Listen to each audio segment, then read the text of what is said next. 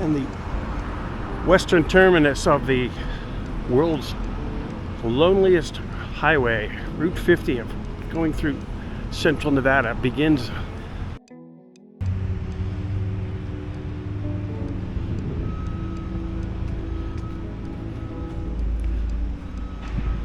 And so now we're going to go hit the highway.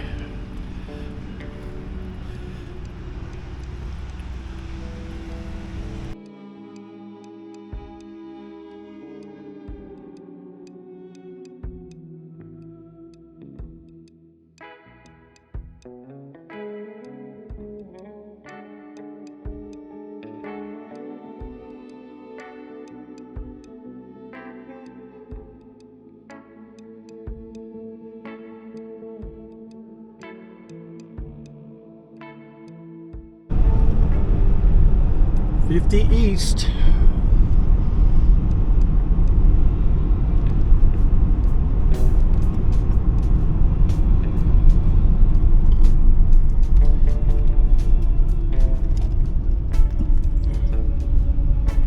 And we're on our way to Ely.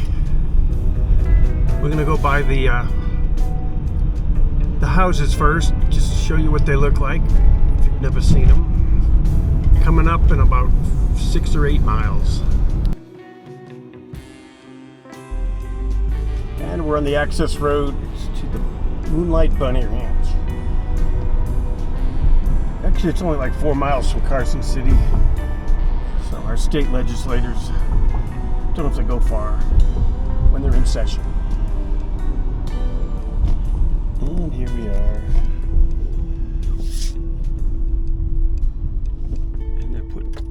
Doing some work here. That's what it looks like.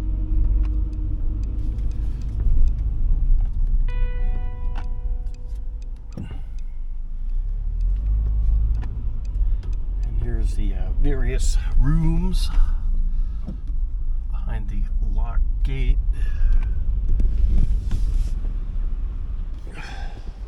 Just your average, everyday legal brothel. We're in a different county than Carson, that's why it's here. This is Lyon County, Lyon. Or is it Story County? But I think it's Lyon. And there's a couple more on a different road, pretty Not close far to from here. I'm gonna go there next. The Bunny Ranch is, of course, the most famous. Down this little industrial park road. There's 3 little brothels. I'm pretty sure they're all owned by the same people. There was a guy named Dennis Hoff who made the Bunny Ranch famous with an HBO show in the maybe 2010 or 2005 era. And he passed away about 8 or 9 years ago. And his company still owns these, I'm pretty sure. Like I said, it's an unglamorous little industrial park area, and they just stash these little islands of grovelness.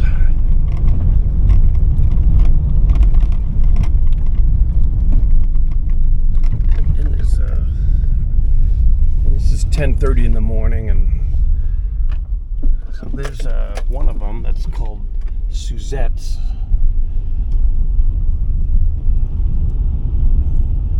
This one, you notice they have the same fencing as Bunny Ranch. This one's called the Sagebrush Ranch. Open 24 hours. And I guess go ring the bell and someone will answer, I guess. And the third one, the Kit Kat.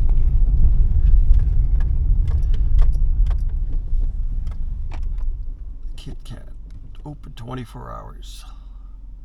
LoveRanch.net.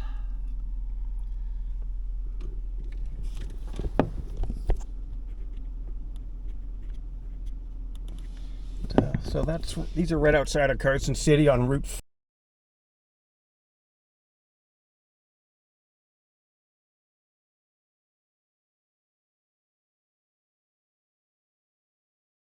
And we're in Fallon, maybe 45 miles right on Route 50 east of Carson. And this is home of a Naval air station with the Top Gun. And it's like 5 miles from the downtown. And it's called Naval Air Station Fallon. We're in Churchill County. They grow a lot of melons out here and dairy. They call it the Oasis of Nevada. And that's kind of busy right here. The downtown's right up there. I'm gonna go through it. And the city is about 9,000 people. And like supported by that Naval Air Station a lot.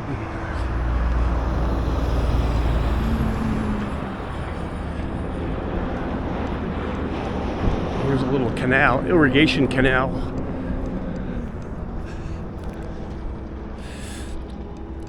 Ooh, look, some harvester ants. Harvester red ants.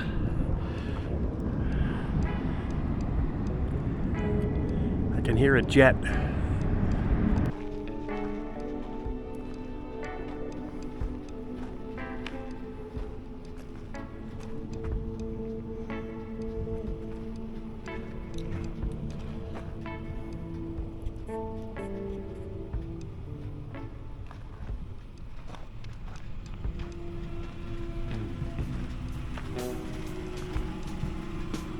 There's some Navy jets up there from the Fallon Naval Air Station practicing. I can hear them. Can't really see them with the camera. But I'm going to drive up to Sand Mountain, look around. Looks like not that crowded up there, but it's a place where they take your ATV and you go crazy. This is the campground for Sand Mountain. It's obviously not high season.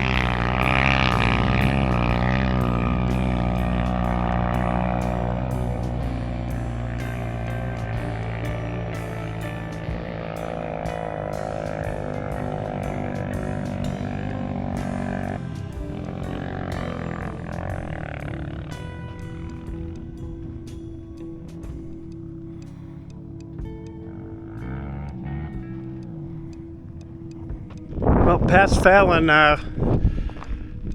this is called Fairview Peak, and it's got there was a humongous 7-point something earthquake in 1954, and there's some fault lines you can see distinctly up there, but this kind of gives me pause, this little thing here where it says tire death, bad road. So not so sure I'm going to take that. It's 6 miles down that way. So I don't think I'm going to go. I'm going to go to Middlegate and get a cheeseburger now. Middlegate's like a few miles down Route 50 east. There it is. It's Fairview Peak. It's getting lonely now. And Middlegate. It's a little supposed to have good hamburgers. Never been here. And they have a bar. And I guess they don't care if you boondock or RV it here. This is right off our Route 50. So let's see what's going on.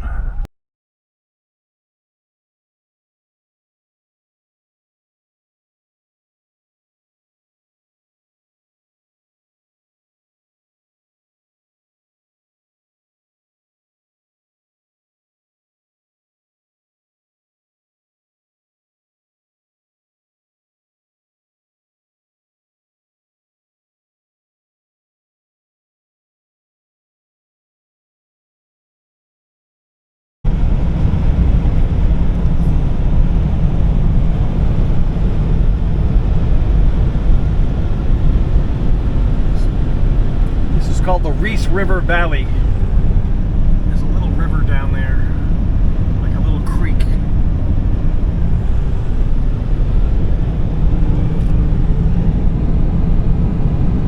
And some precipitation today, which is strange for late September. And I'm Austin, Nevada, and I'm heading up to the Stokes Castle. And up this dirt road. It's pretty well kept up. So we're at 6,500 feet up now. And the castle's over there. We're heading right over there. And up at Stokes Castle, which is right outside of Austin. As you can see, we're up on a hill, and there's the Reese Valley. The Reese River's out. Reese River is out there. It's basically just a little creek, and this is up in you're in the pine and pine nut forest area where they get more rain up here, so there's more trees. And here's the star of our show, the Stokes Castle.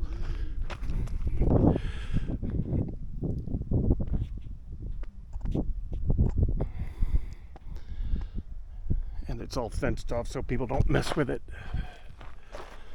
And it says there that Anson Stokes, mine developer, completed this in June 1897, and they used it for 2 months. So this was basically supposed to be a summer home for his sons, and I guess they got bored or something. 1897, it's been here ever since, so 125 years, 128 years.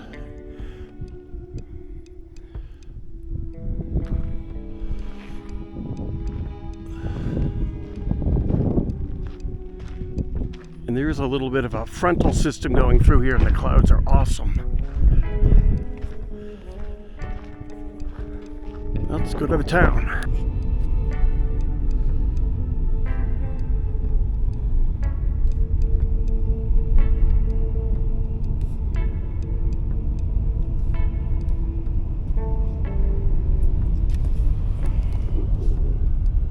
It's the courthouse, Lander County. The police station.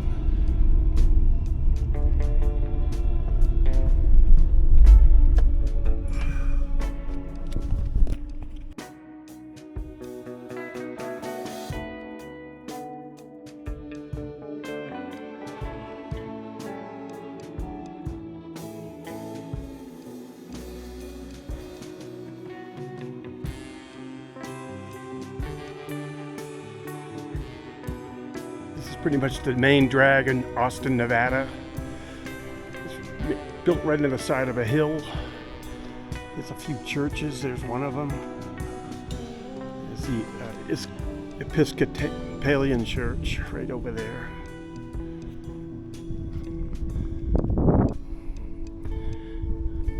And the courthouse for Lander County.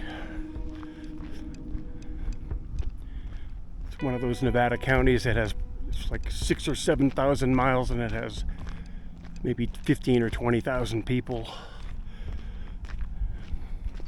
So it's the size of a lot of East Coast states, full of open space.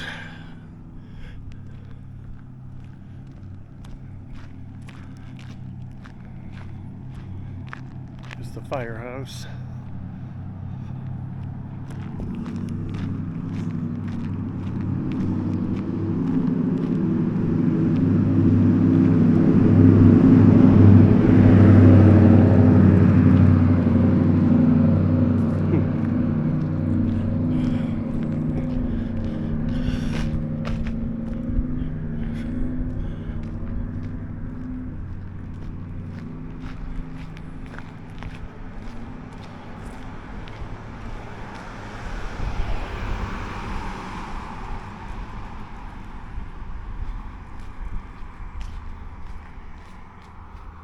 This is the Oddfellows Hall.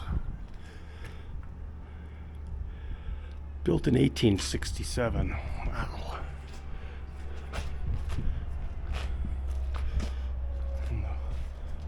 The Masons.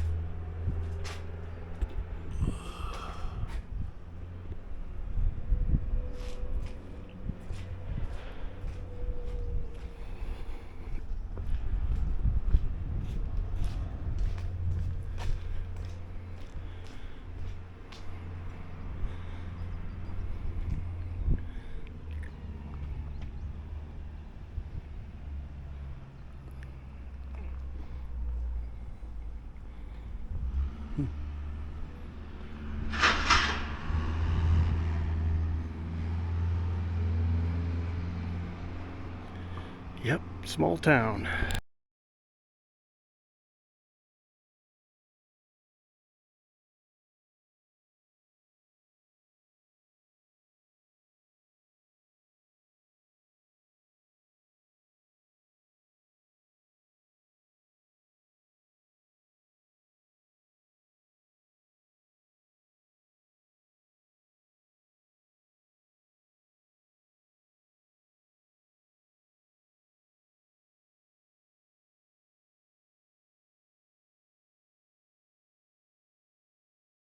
Well, the Route 50 campsite free, by the way, 25 miles east of Austin. So there's some petroglyphs here and a little trail.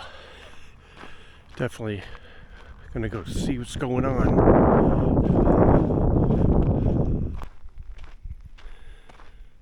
So this elevation is 6,400 feet.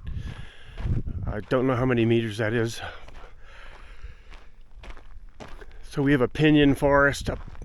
We call it a pinyon juniper forest because it gets more rain. And here's the petroglyph.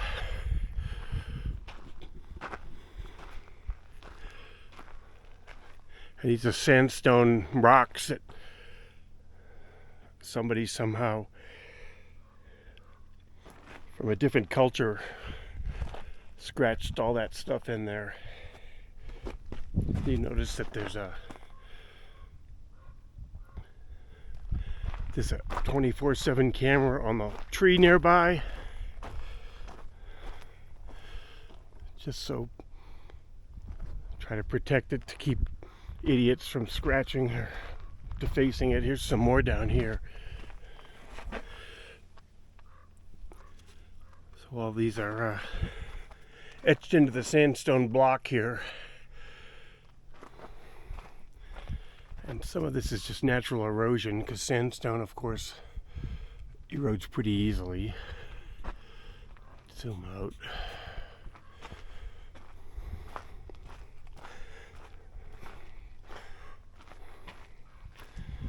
But you can see that.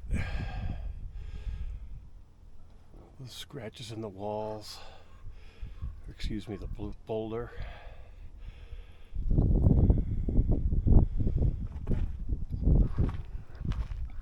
I think there's another one. There's a little trail you can walk. There's a little sandstone, like a sandstone quarry here. Right in the forest, the 6,400, 6,500 feet up.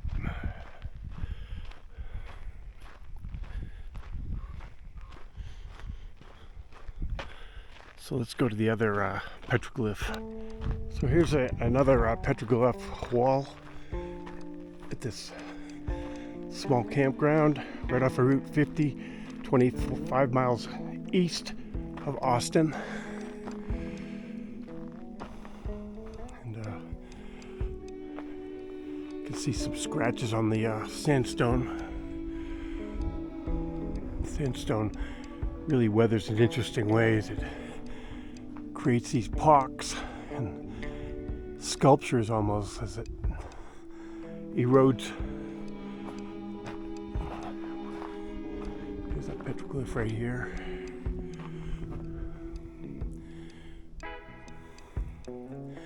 I hope that's a petroglyph and not somebody who scratched that in 1983 or something.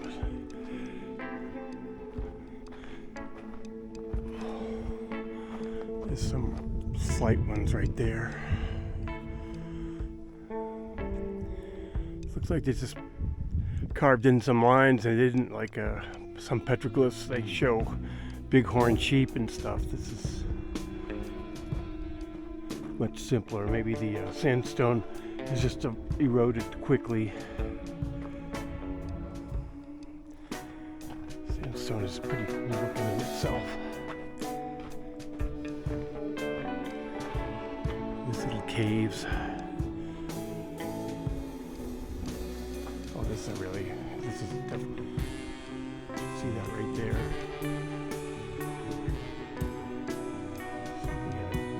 Indentation and the lines.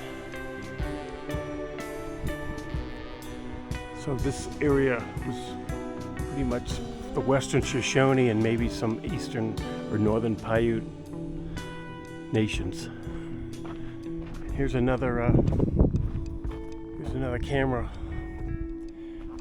People don't get the idea to start screwing around with this stuff. I'm all for it. So interesting. I think I'm gonna hit the road. And we're in Eureka County, Nevada. The downtown.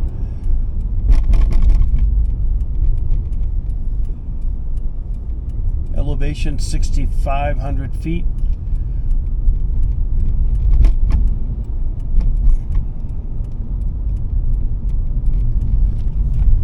And I'm going to go check out the Opera House. So here's the courthouse for Eureka County, Nevada.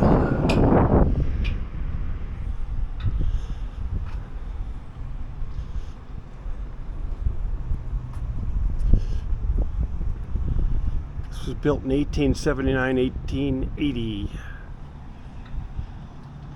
And this is a commemoration of the Lincoln Highway. I guess General Motors helped build it. Lincoln Highway goes all the way to Illinois. Across the street, still Route 50. And there's the Opera House from the outside. Probably not open.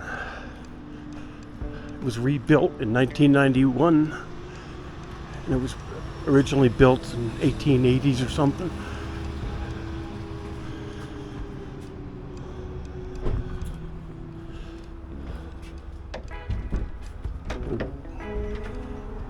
Not open.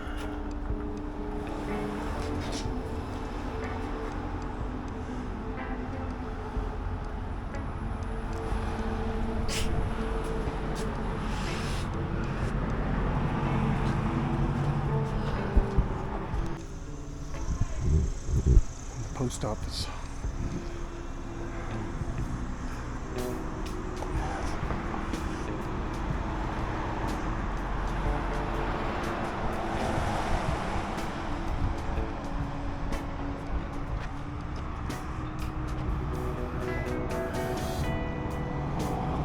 Tell you what, downtown Eureka, Nevada does not seem very lonely. A lot of service trucks. There is mining going on in this county and nearby, so this is kind of the hub of that. Kind of like Ely and Elko.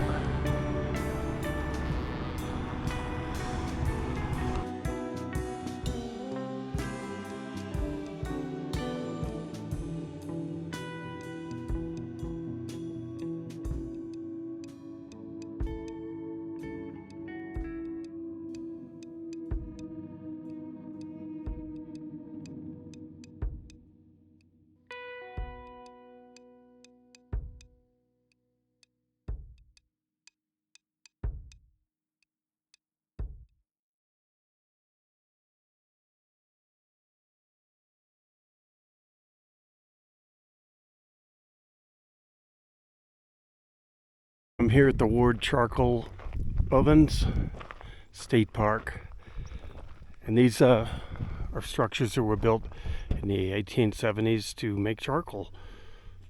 When I go in, I have to pay a fee to get in. It's only a few bucks. Let's go in and look at. There's nobody here but a ranger.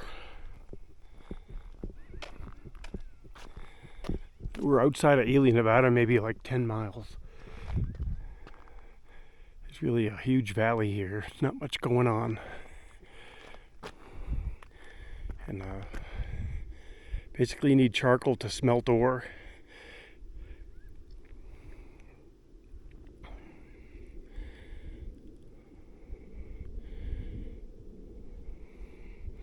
So these charcoal making pits or cones only were used for 4 years.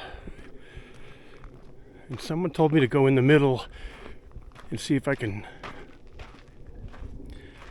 get the acoustics. Oh wow.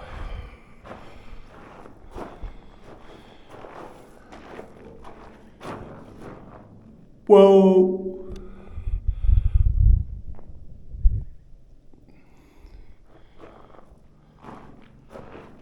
It's like an echo chamber. Whoa!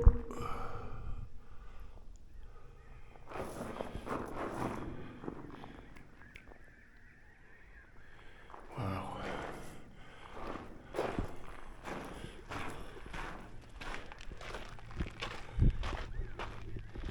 And these things are 150, 60 years old, and they're still in pretty good shape. Made out of stone and concrete, mortar. Let's go to see if this one has a better sound.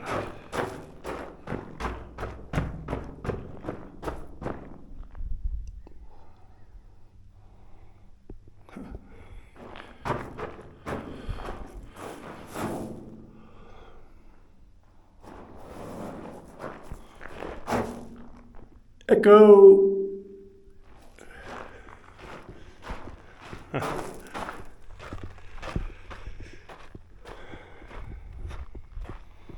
Definitely something you don't see every day here.